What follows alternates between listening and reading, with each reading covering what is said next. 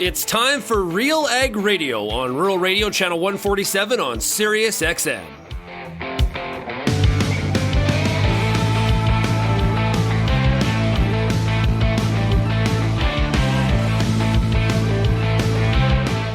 RealAg Radio and RealAgriculture.com is your home for insight and analysis of the issues that are impacting your farm business. Let's get real and get connected with RealAg Radio.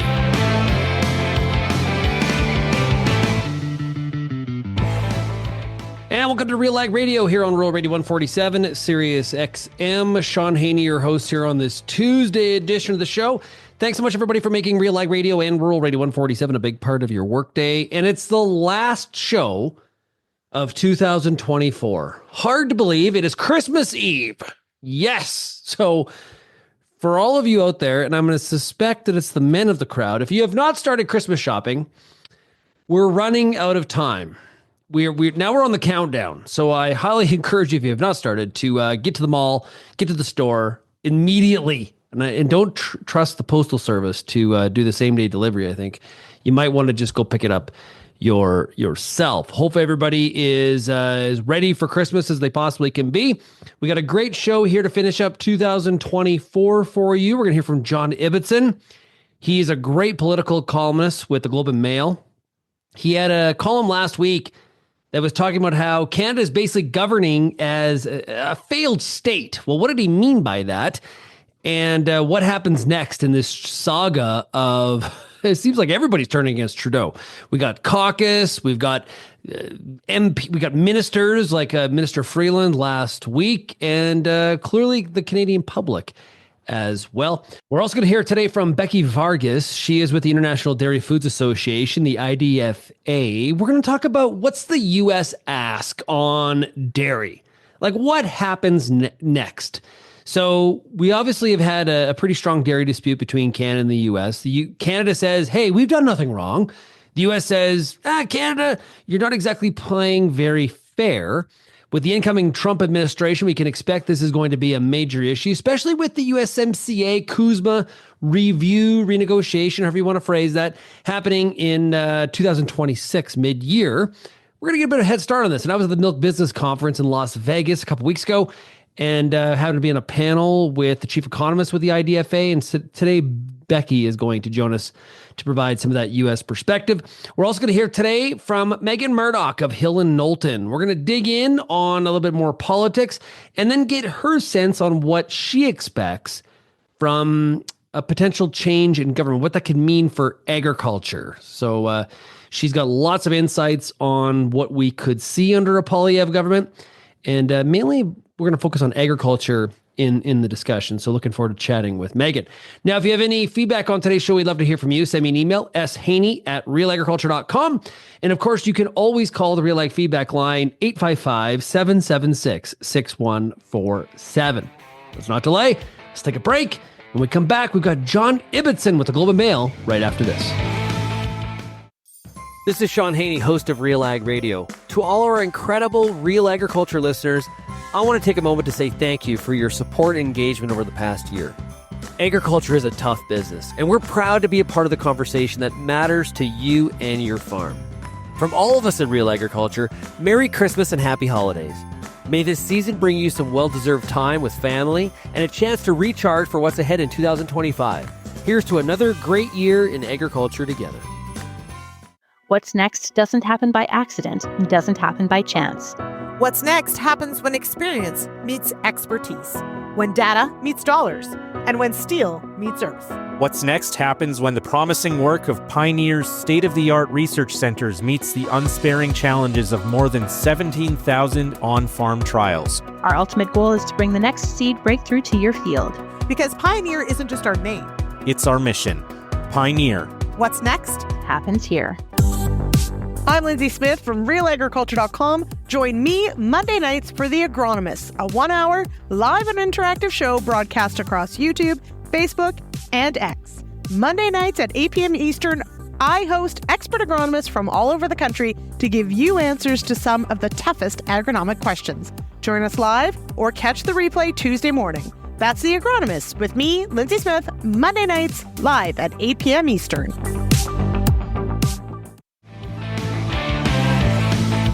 We're going to talk about a column in the Globe and Mail that I quite enjoyed entitled Canada Looks More Like a Failed State, the Longer Trudeau Fails to Act. And the author is joining us right now. It is John Ibbitson with the Globe and Mail. John, thanks a lot for joining us here today. Pleasure to be here. Lot happening in Canadian politics. There's lots to write about, lots to talk about.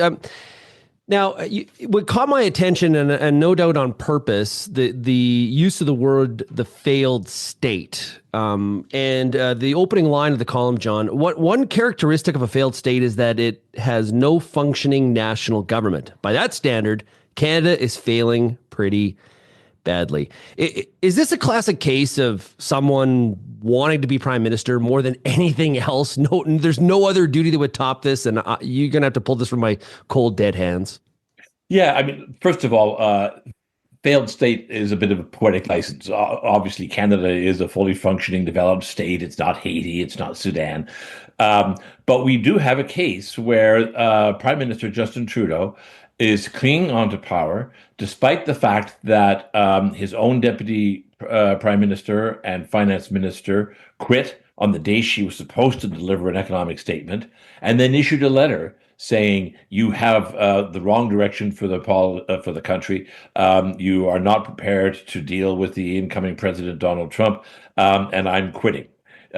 He has a majority of caucus apparently telling him that it's time for him to quit, or at least expressing the wish that he would quit. In every respect, the polls show that the Liberals are 25 points behind the Conservatives. In every respect, the country wishes that Justin Trudeau would step down as Prime Minister. The Liberal Party wishes that Justin Trudeau would step down as Prime Minister. Everyone wants Justin Trudeau to step down as Prime Minister, but he won't.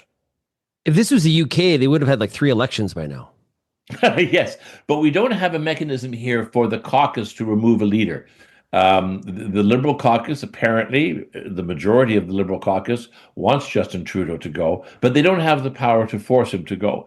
The decision can only be his. He has to go to the Governor General and say to her that he either wishes Parliament to be dissolved, or he has to go to his national executive and say, I wish to step down as leader of the Liberal Party.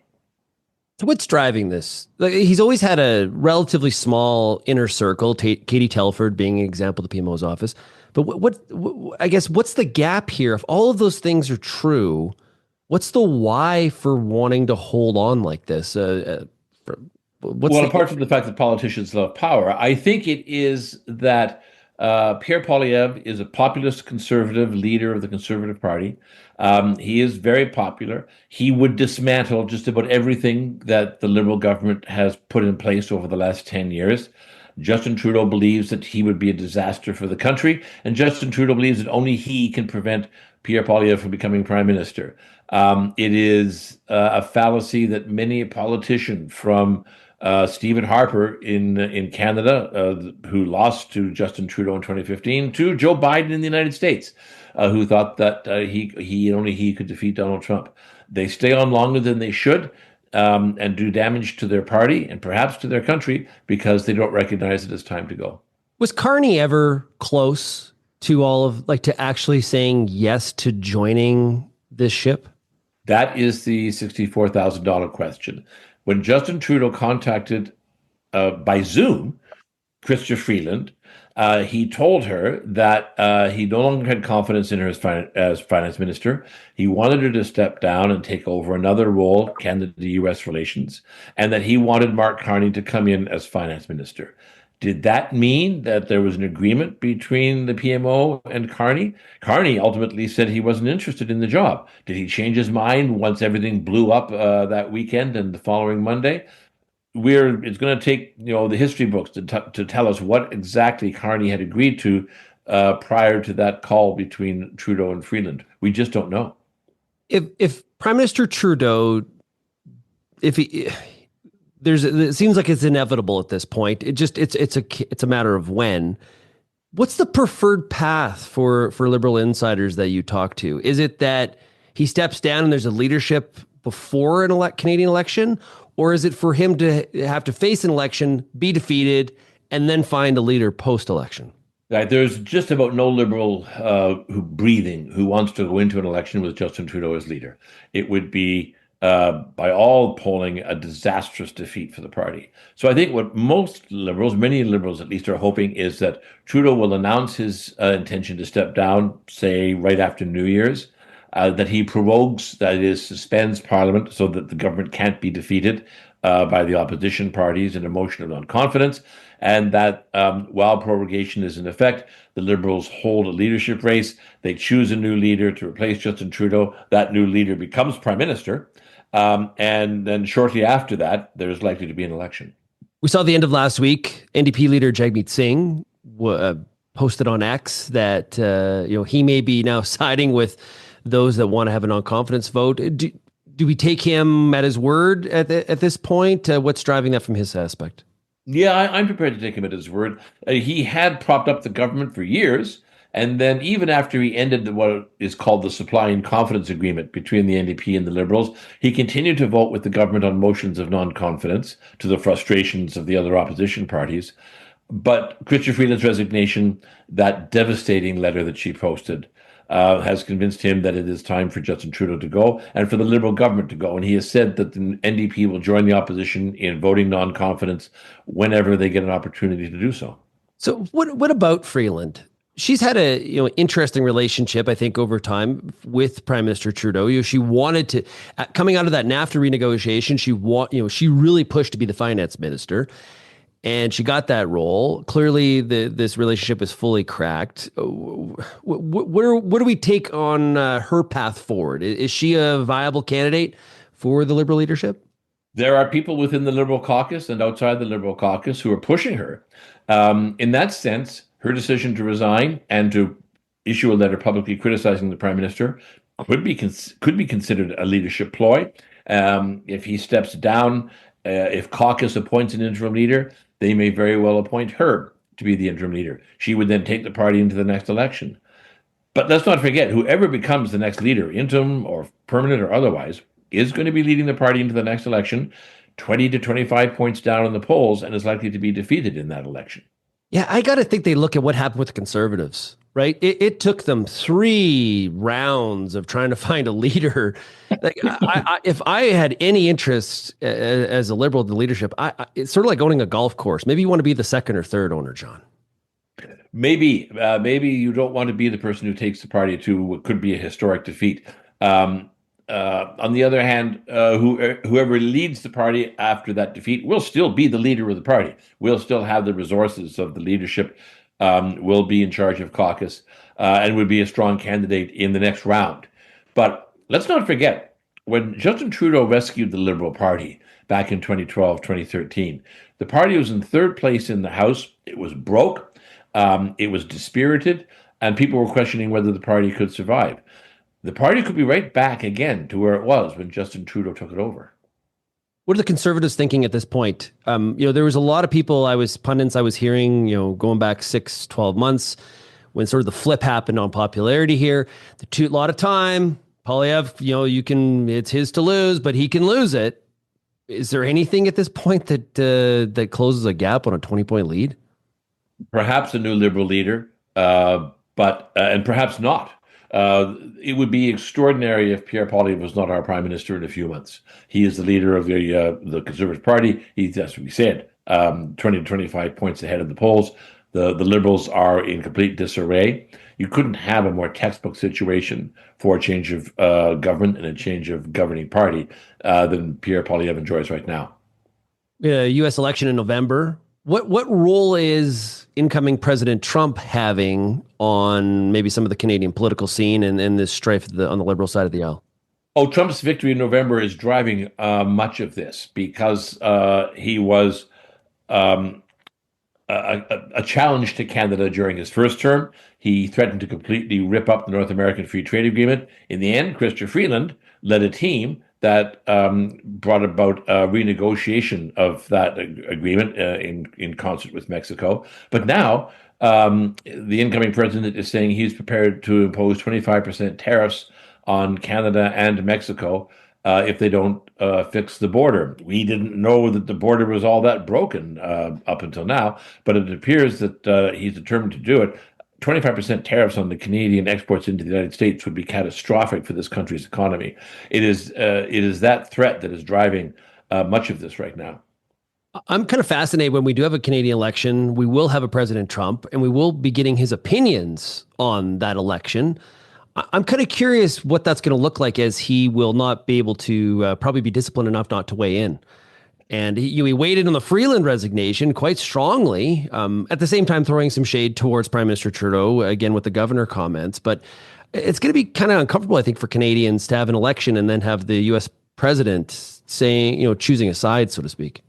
Not to mention Elon Musk on X as well. Yeah, typically Americans are very careful not to comment on Canadian domestic politics, respecting sovereignty and all of that. But Donald Trump is not your typical American politician. So even if you were to stay off X or Truth, whatever it is, whatever social media he prefers to use, he will be the huge gorilla in the room during the next election campaign, because the only question during that election campaign will be who is best suited to deal with Donald Trump. Yeah, I kind of wonder if Canada, if we could do it, choose again, we would do what Mexico did, have their election prior to the U.S. election. I think that's kind of the preferred path, regrettably. Yeah, absolutely. And even those who are saying we need to have an election right now have to acknowledge that no matter what happens, we will be choosing our next government and our next prime minister after Donald Trump is already in office, and perhaps after we are already facing these tariffs. Yeah, I hear from our audience a lot that, Trump's going to prefer to deal with Poilievre. I don't think it's that simple. I think that's just, conservative, and everyone's just going to get along really well on an island. I'm not sure about that. I don't think it's certainly that case at all. It's probably the case that Poilievre can say to Donald Trump, I have a mandate. I was elected with a large majority government. Like you, I am a conservative. Like you, I worry about the border. So let's work together, you and I, to fix whatever problems exist between us. It's just a case of Poilievre perhaps having more political capital than a new Liberal government might have. You make anything of the incoming President Trump discussion about, he said it to Prime Minister Trudeau at Mar-a-Lago, Canada becoming a state. Is that just trolling, or what's at work here? He said it multiple times. He's doubling and tripling down on it. What do you make of it? Well, I mean, it's Donald Trump, so you just assume that he's having fun. By the way, we wouldn't be a 51st state. We would be a 51st, 52nd, 53rd, 54th, maybe 55th state. There are 40 million people here, so we're not going to be one state. Also, I don't think Quebec has the slightest desire to be a part of the United States. There's a good chance that there could be a referendum on whether it wants to stay as a part of Canada later in this decade. So, no, that's just nonsense. Canadians have no desire to become part of the United States, short of military intervention. It's just the president throwing shade. A couple more things. We mentioned Freeland as a potential leadership candidate. Who are the other popular names being thrown about? Obviously, Mark Carney, Freeland. Who else? Dominic LeBlanc, who's now the finance minister after Chrystia Freeland left, a very good friend of Justin Trudeau. He's a possibility. Anita Anand, another cabinet minister, is a possibility. Other cabinet ministers, including Melanie Joly and Mr. Champagne, is a possibility as well. And then there are some people who we just don't know. Christy Clark, the former premier of British Columbia, she might decide to run as well. Yeah, we interviewed Christy Clark, was on our show going back a couple weeks ago from Ibbitson in Regina. She was pretty non-committal at this point, John, but she's definitely, her name's being very much thrown about. Okay, so prediction time. You've been in this game for a while. What do you envision happening here? How does this play out in front of us? And somebody said, if I had to bet a buck, I would bet that Justin Trudeau announces in the first week of January that he's stepping down and that he prorogues Parliament while a new leader is chosen. If I had to bet $2, I'd walk away because it's not worth the bet. Things are just too uncertain. John, I really appreciate you joining us. I want everybody to check out John's most recent column with the Globe and Mail. Canada looks more like a failed state the longer Trudeau fails to act. John, thanks for joining us here today on RealAg Radio. My pleasure. Still coming up here on RealAg Radio, we're going to hear from Meagan Murdoch of Hill Knowlton to get her opinions on the Canadian political scene and what she's looking out for under a potential Poilievre conservative government. What does it mean for agriculture? We're also next, after this break, going to hear from Becky Vargas. She is with the IDFA out of the U.S. We're going to find out what exactly in the next trade review of the USMCA or the Kuzma agreement, what will be the dairy ask? We'll get to that when we come back. You're listening to RealAg Radio, Rural Radio 147, Sirius XM. If you're serious about agriculture, RealAg's got you covered. For over 10 years, we've listened to and shared what producers have to say about everything from policy to agronomy from coast to coast. Keep up with the latest in Canadian agriculture at RealAgriculture.com through daily newsletters and check out our YouTube channel. Thanks for joining us in the RealAg community as we continue to cover and serve North American agriculture. Before you get back in the field this year, spend some time with the Corn School on RealAgriculture.com. Get all the information you need on hybrid selection, planting depth, crop inputs, and more from a wide range of industry experts. A massive library of video content is available on demand when you need it most.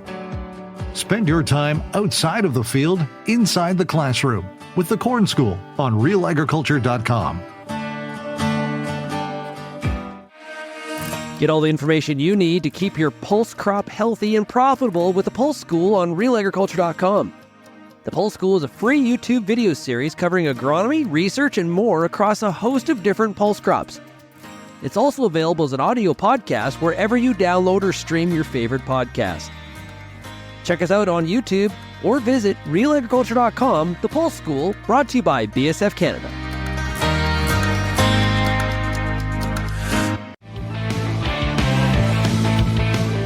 And welcome back to RealAg Radio here on this Tuesday. Okay, now we're going to talk about dairy trade policy right now. And this is always a contentious one when we talk about Canada and the U.S. If you think about the first NAFTA renegotiation that happened a few years back, it was one of the main, probably the largest contentious issue, especially from an agriculture perspective. And we expect that to be no different in the years to come. Joining us right now is the Senior Vice President of Trade and Workforce Policy with the International Dairy Foods Association, better known as the IDFA. It is Becky Vargas. Becky, thanks for joining us. Thanks for having me. Nice to be here. Yeah, okay. So I guess set the stage for us. Dairy trade, how is the U.S. doing from an export perspective? It's been a challenging few years, I think, for everybody involved in dairy trade, regardless of your country of origin. We're doing okay with all the challenges that everyone has had, whether it's on the supply chain side, tariffs, agreements, increasing nationalization, you name it. But we're doing okay. I think we see some challenges on the horizon with what we'd like to achieve. We feel we have quite a solid supply and would like to have more competitive access to world markets than we feel we currently have. But we've managed to come through the last few years of pandemic and ups and downs, I think, better than probably some people expected at certain points. Now, I mentioned the contentious issue of Canada-U.S. trade policy when it comes to dairy.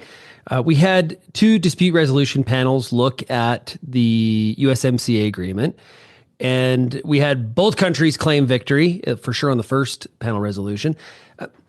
What can we expect going forward? What's going to be the ask from a U.S. dairy perspective as it relates to trade with Canada? Sure. I mean, it's a really interesting time in the agreement's history, right? We had those two dispute settlement panels. Obviously, IDFA and others on the U.S. side were quite disappointed with the outcomes. We feel the text was very clear in what it was trying to achieve, and that Canada simply isn't even trying to meet those terms on TRQ administration. We could go down a similar discussion path on pricing if you like. But what I think is really fascinating is right now, we just are on the heels of a separate panel announcing a U.S. win on the SPS chapter on biotech corn in Mexico. Yeah. So there are aspects of dispute settlement in the panel and panels under the agreement that are working well, we think. And moving forward, we're on the brink of the review of the full agreement. How's it working? Do the partners want to recommit in the midst of impending tariff discussions? So it's a real fascinating time to look at this agreement, which is relatively new for these trading partners, and see where we go from here. One of the GM corn, also a difference there was Mexico saying, okay, at least this is my understanding, we will accommodate, or we will respect the ruling of the panel. That has not been the situation on the dairy. As you know, Canada has said in the case of the first dispute panel, 3 of the 4 points we're going to claim victory, and the U.S. had 1 of the 4. But the U.S. side, as we've had different people on the show, have said that that's the most important of the points. So, in a review or renegotiation, is it a case of the U.S. looking for more market access, or is it Canada follow what you agreed to the first time that the U.S. is really after going forward? Yeah, it depends on who you ask, right? There's some voices in the U.S. side that are always going to want more. There's some who will just say, hey, could we get a fighting chance at what we have?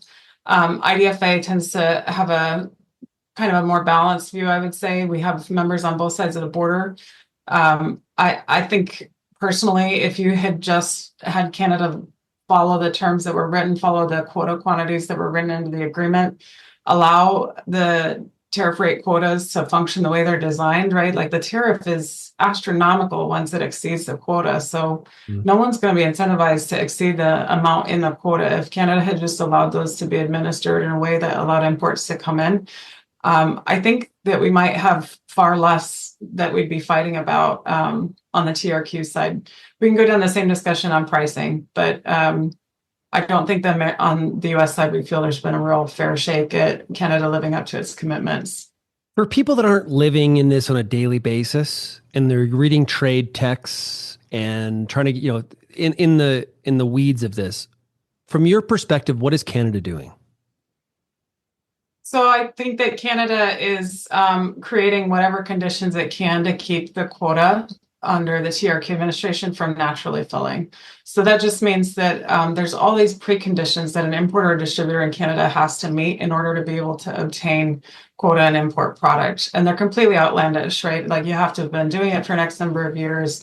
You have to have all these demonstrated ways that you're connected to agriculture in Canada and that you have this address, and it just goes on and on and on. And so when you have a real constrained environment like that to be able to import it, it discourages business, and it creates a supply chain where dairy processors in Canada are the ones most incentivized to import their own competing products.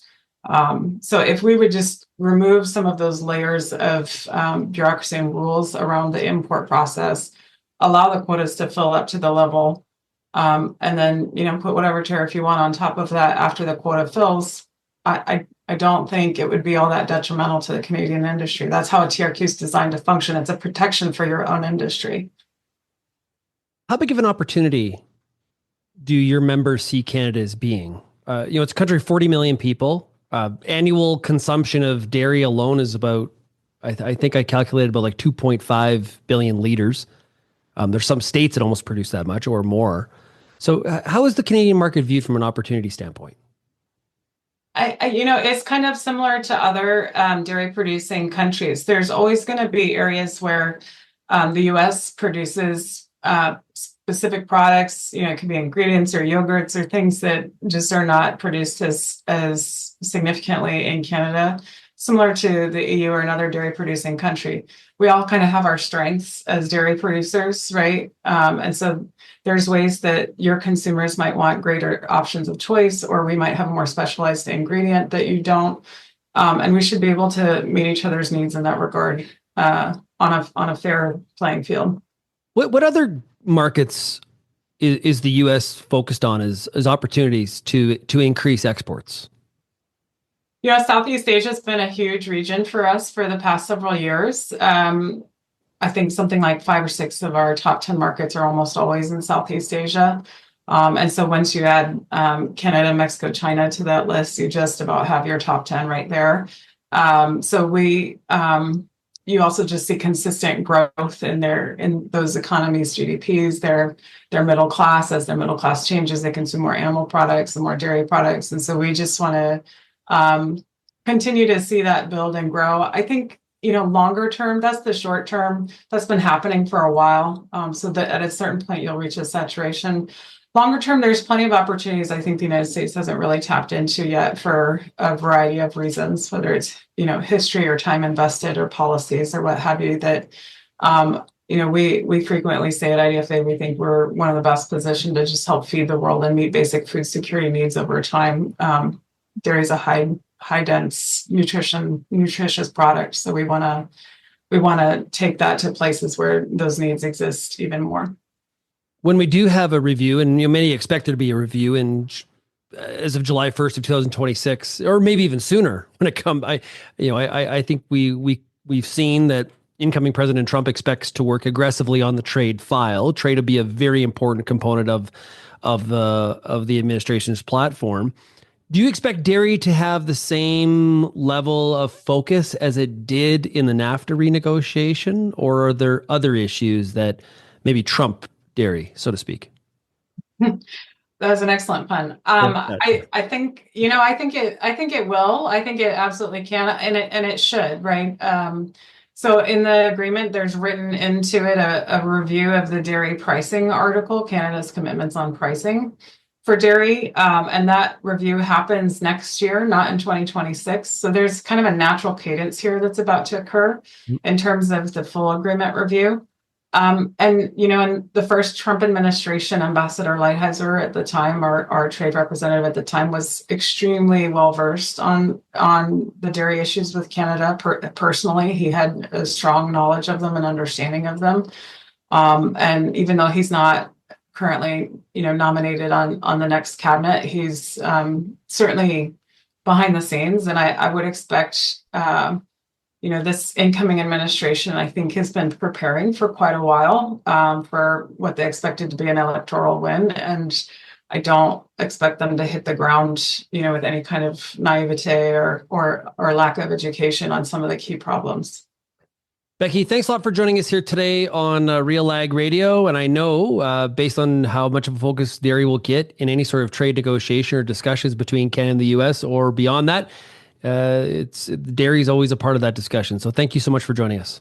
Yeah, thanks for having me. I really appreciate it. Hey, we'll be right back on RealAg Radio, Rural Radio 147, right after this. Here's what Wheat Pete's word on RealAgriculture.com is all about in under 30 seconds. It's wheat time. I love wheat time. I love wheat. Get that sulfur on. Get that seeding rate right. Get that nitrogen on your wheat right. Get that protein. Know your variety. Know when you need to put fungicides on. Pick your product. Pick your rate. Do the right job. Get this wheat crop right. Have a nice day. Grow amazing wheat. Infuse some energy into your next corporate event, customer meeting, or conference with RealAg Radio, Canada's national agriculture radio show. Create a unique experience at your next event with host Shaun Haney, broadcasting RealAg Radio live on SiriusXM, featuring exciting guests, captivating interviews, and the latest news from the agriculture community. Contact advertising at realagriculture.com or call 587-787-1795 to book your on location with RealAg Radio today. Last segment, we did hear from Becky Vargas of the International Dairy Foods Association, giving the U.S. perspective on what we can expect from dairy trade going forward between Canada and the U.S. And listen, the battle lines are really drawn here. Canada believing that they are doing what's right, what they're entitled to, how the text reads. We also know the U.S. disagrees with that. The question is, what's the ask going to be? And that's the part that I'm the most interested in right now. And I don't want to put words in Becky's mouth, but I would say this. A lot of Canadians seem to believe that the American ask is going to be, get rid of supply management. I've read that in a few columns or pieces about this, some of what we can expect from U.S.-Canada trade going forward. I don't detect that really at all. What I am detecting, what I am hearing, putting pieces together, and I think we kind of heard this from Becky just now, is there's going to be a lot of focus on enforcement. And what enforcement means is potentially Canada being asked or pushed to follow the U.S. definition of how the text reads, whether that's on the TRQ allocation or that is on the pricing. Now, time's going to tell here. We'll have to see how this all works out. And there's more variables, like in any sort of trade negotiation. They're not just talking about dairy. It's a part of the discussion. Steel and auto and country of origin, all of that is going to play a big role. What we can expect, I think, is for the U.S. to move very aggressively in its timelines, necessarily not waiting for some of the dates that were agreed to in the review process. I think that's also somewhat of a given. But I don't believe that there's going to be this, hey, get rid of supply management, as some people on the Canadian side seem to be pushing for. Now, if you're the Canadian dairy sector, you're saying, no, hey, wait a minute here. If we do follow the U.S. definition, and Kelvin made the point a couple weeks ago on RealAg Radio, if we do follow the U.S. definition, we are giving up more access. So that's something that Canada is going to have to deal with, and also a longer term solution on what Canada does with some of its skim proteins. That's another. That's how, honestly, a lot of the big battleground initially started in the original NAFTA renegotiation, is where Canada was sending some of those skim proteins and at what price. And if I remember correctly, Mexico was the place that we were doing that, which is also the largest market for U.S. dairy products. Probably should have picked a different country in retrospect. But I find the dairy discussion very fascinating and somewhat misunderstood for a lot of people outside of the dairy industry in Canada. So just trying to shed some light and provide some clarity there. And definitely want to talk about it with people on the Canadian side as well. But there's the U.S. perspective there from the IDFA. We're going to take a break. When we come back, we've got Meagan Murdoch from Hill Knowlton. What can we expect out of a conservative government when it comes to agriculture? Right after this. RealAg Radio is Canada's only daily radio show focused on agriculture. Get expert advice on Agronomic Monday. Tuesdays and Wednesdays will cover a broad range of issues. Thursday we'll hear from farmers across the country on the Farmer Rapid Fire. And we'll wrap things up Fridays with the RealAg Issues panel with Kelvin Hepner and Lindsay Smith. Join us Monday through Friday at 4:30 Eastern. And don't forget about the replay at 7 in the morning on Rural Radio 147, Sirius XM. Hi, I'm Bernard Tobin, host of the Soybean School on RealAgriculture.com. Throughout the year, on the Soybean School, we'll bring you timely agronomic video content from planting to harvest, from the latest agronomic research to the latest in production technology. Check out our massive video library on YouTube, RealAgriculture.com, or download the audio podcast versions wherever you get your podcasts. The Soybean School is brought to you by BASF and Syngenta Canada.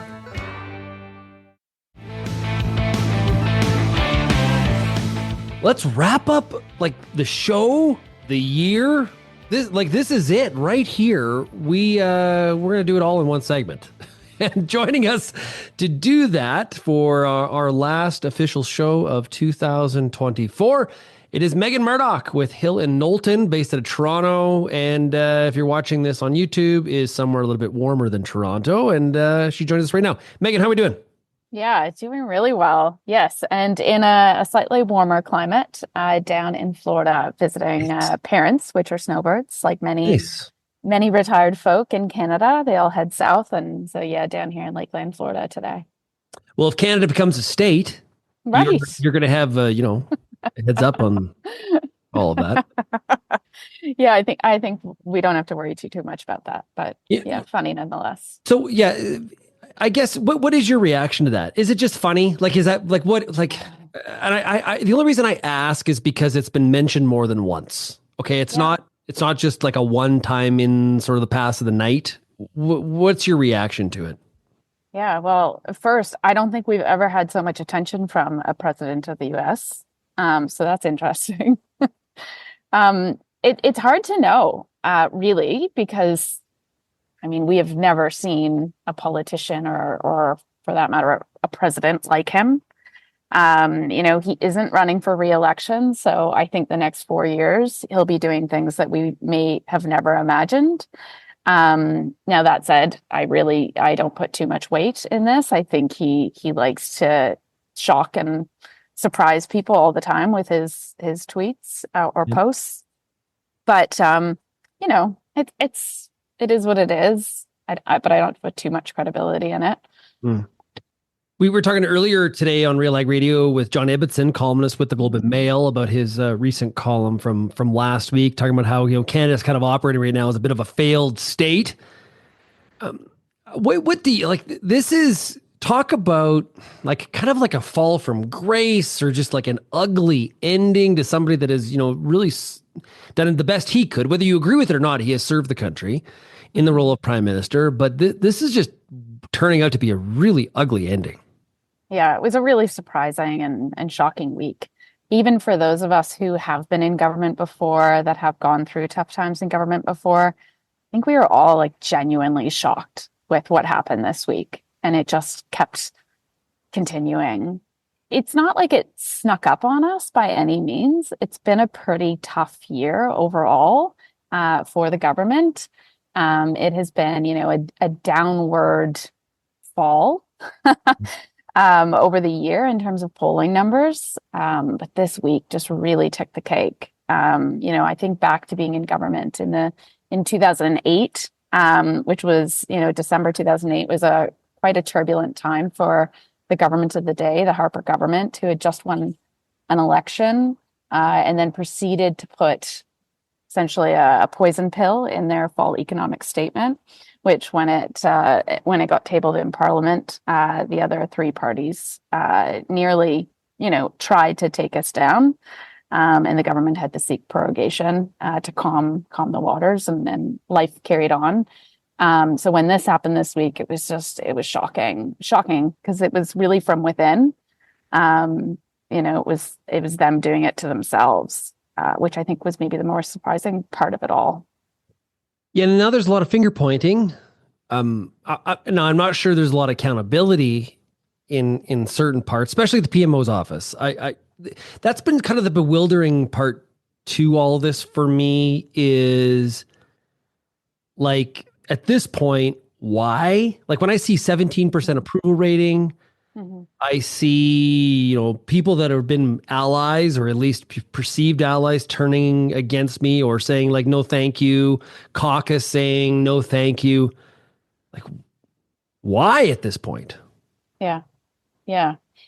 Well, there's not too many times in history that, we can think of where someone resigned on their own accord.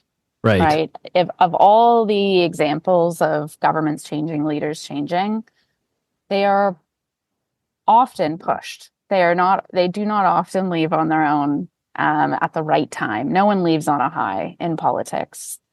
That said, they have polling. They know where they're sitting.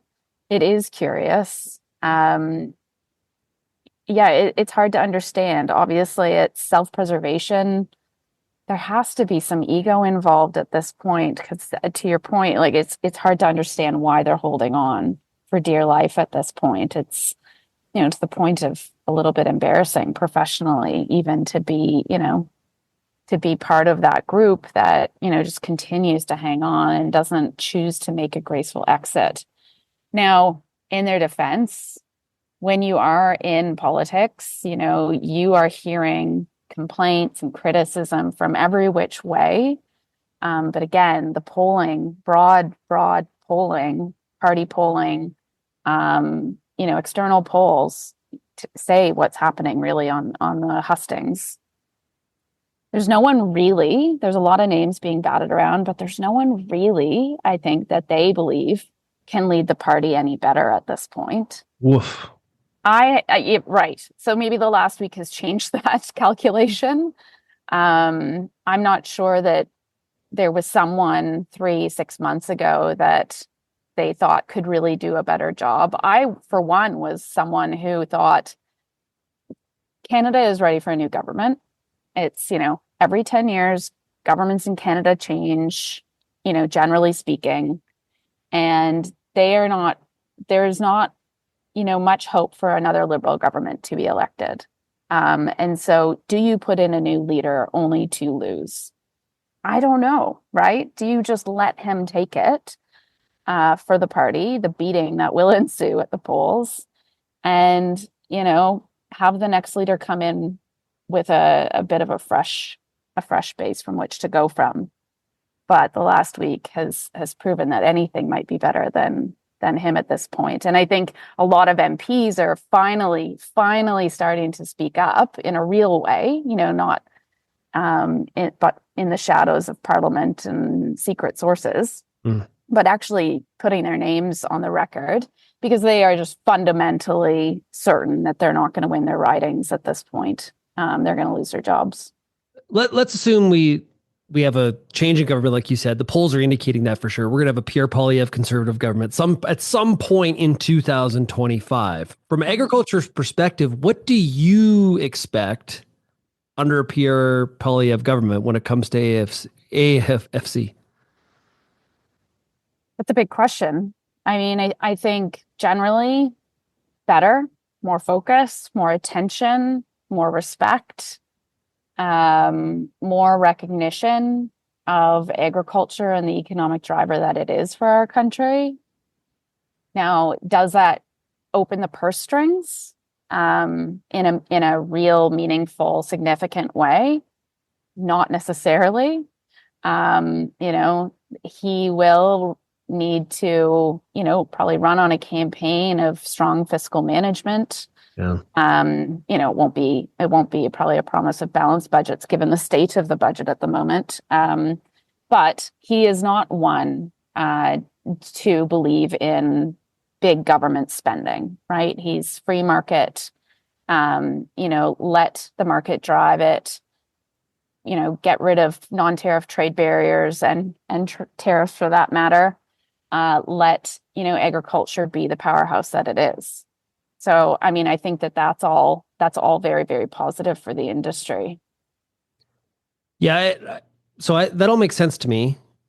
The spending part, I think, a lot of times we deem like, oh, so-and-so supports the industry because they the dollar size, money talks. We're going to hear a lot of verbal support and that's genuine verbal support. I'm not saying but it's genuine. But the money is going to be, you're going to fight for it. No, I agree. And you will have to communicate very, very clearly how funding could be, a catalyst for further growth, for greater revenue. It can't just be a handout. It won't. He's not convinced by that kind of government action and intervention in the market. Is it smart investment that, enables the industry to grow? Perhaps, but not someone who would support broad, spending or,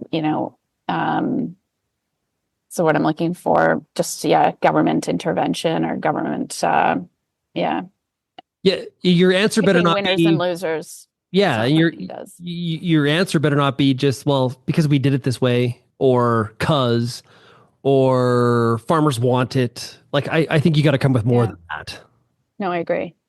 And, I think he'll recognize that there has to be a backstop in terms of, the same as the Harper government did, that when it comes to weather and, trade challenges, agri-insurance, agri-recovery when necessary. But he will be coming in, my estimate is, with a very strong majority. He knows where his base is, and certainly that is in the West. That sometimes means that he doesn't have to work extra hard, or any conservative government wouldn't have to work extra hard to get those votes. Doesn't have to, because they're not going to any other party. So that's a bit of a rub, really, in the broad scheme. How do you see him dealing with President Trump? He because some of the things that he said in press conferences is a little bit of a more aggressive tact than we've seen from the Liberals. Just, looking for the same outcome, just different tact to get there. What do you expect? Yeah, and I heard your conversation earlier with John, and I thought John's comments were smart as well on this. I don't think we should expect a completely divergent way that he will act. Because he's conservative and the government down here is Republican. It doesn't necessarily mean that they are aligned. And again, if he does have a strong mandate, depending on when that election is, that could dictate a change in behavior as well, because he will have the mandate of the people to operate in a certain way. Especially if he has a majority, he'll be able to flex his muscles a little bit more than, if he had a minority and had to both cater to, our media and public opinion while negotiating with Trump. I think that's always a challenge, especially this tariff is a great example of that, where Canadians by and large want us to go hard and, want us to push back. And that doesn't usually work in actually fixing the problem. So, an election sooner rather than later would be helpful to whomever that leader is, so that they can, act in a strong way and not worry too much. He'll also want, I think, probably wrangle Smith forward and say, okay, new game in town, let's park it. I think that's one of the things we'll hear as well. Yeah. Yeah. But I think, even his comments on tariffs were quite moderate, very smart. Yeah. He didn't have a knee-jerk reaction, which can sometimes, be challenging for him, because he knows how to communicate so strongly that he may communicate just in the moment. But he had a very moderate comment afterwards when they said, would you retaliate? And he said, I would, retaliate if needed, but he didn't go there. He knows better that that's never going to work with our colleagues to the south. Well, I know one thing. 2025 is going to be very interesting. Lots to chat about here on RealAg Radio. Meagan, Merry Christmas. Happy New Year. Have a great holiday season. You recharging there south of the border in a warmer climate. And we'll talk to you in 2025, okay? Yes. Merry Christmas. Nice to talk to you. And just like that, 2024 is over. It's complete. We're taking a break. But here's the best part. We are taking a break here for the rest of 2024 for the next week or so. And then we're back. We are back January 3rd, the Friday. We'll be back with a RealAg Issues panel to discuss the year ahead, what to expect. Looking forward to that. Make sure you check out RealAgriculture.com as the holiday season progresses. In case some breaking news happens, we'll have news stories up. But of course, good opportunity for you to catch up on the Real Agriculture YouTube channel or our podcasts as well over the holiday break. And if you have any feedback, we'd love to hear from you. Were there highlights for you for 2024? Were there regrets for 2024? And what do you think about the year ahead, 2025? What will it bring? You can send me an email, shaney@realagriculture.com. You can also call the Real Ag Feedback line, 855-776-6147. I want to wish everybody out there in the Real Agriculture community a very Merry Christmas, Happy Holidays, and we'll see you in 2025. Happy New Year, everybody.